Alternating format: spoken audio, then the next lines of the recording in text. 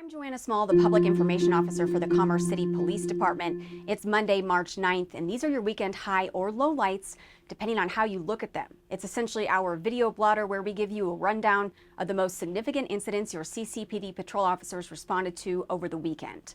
But we always like to start these off with a few fast facts. We answered 320 calls for service, and our traffic team made 49 traffic stops just on Saturday and Sunday. Now here are those highlights in chronological order. On Thursday, officers responded to the 7,000 block of Kearney Court for a check well-being call. The reporting party was a caseworker who said a client was threatening to shoot himself. Shortly after, the call was upgraded to a shots fired. The male had a gun and had shot into the street. Officers immediately contacted the man and took him into custody without incident.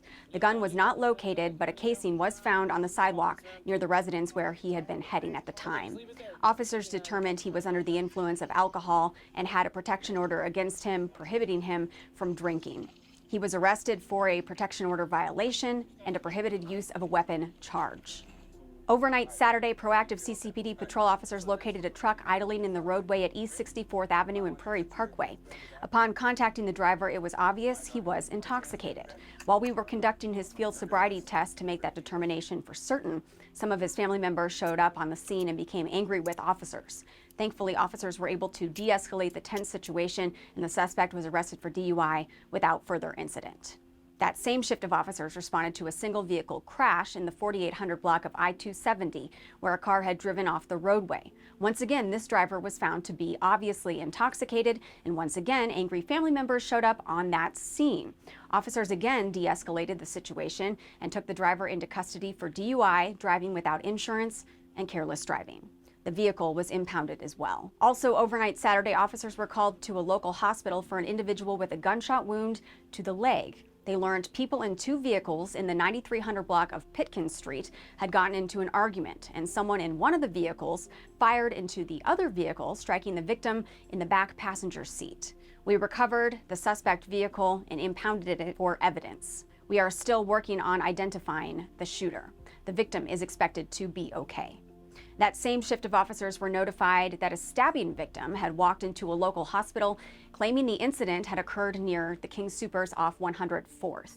The victim told officers he was approached by a male wearing dark clothing who asked him for money and then proceeded to stab him in the stomach.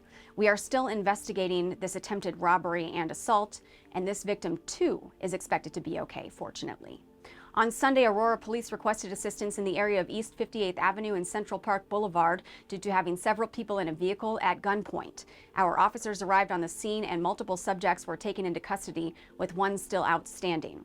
CCPD officers provided translation services for Aurora and enabled them to get good information about the still outstanding subject. Great work, patrol. Again on Sunday, officers were dispatched to a disturbance with weapons after someone reported witnessing one man chasing another man with a gun. The two men fled the scene in separate vehicles.